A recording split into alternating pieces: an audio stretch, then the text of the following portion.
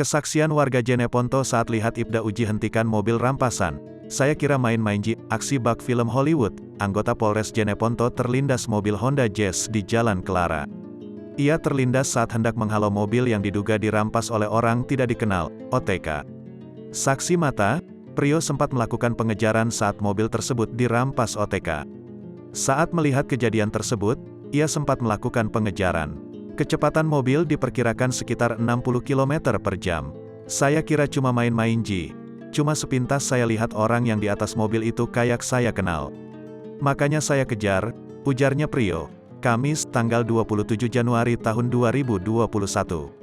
Setelah itu, ia melihat Ibda Uji Mukni terjatuh dari mobil. Sehingga Prio langsung berhenti mengikuti mobil yang melindas Ibda Uji Mukni. Ia kemudian menolong Ibda Uji bersama warga yang ada di sekitar dan melarikannya ke RSUD Latopas, Jeneponto. Diberitakan sebelumnya, pelaku perampasan mobil yang mencederai seorang anggota Polres Jeneponto melarikan diri. Pelaku menggunakan mobil Honda Jazz warna merah dengan nomor polisi DD 666 GS. Kasat Reskrim Polres Jeneponto, AKP Hambali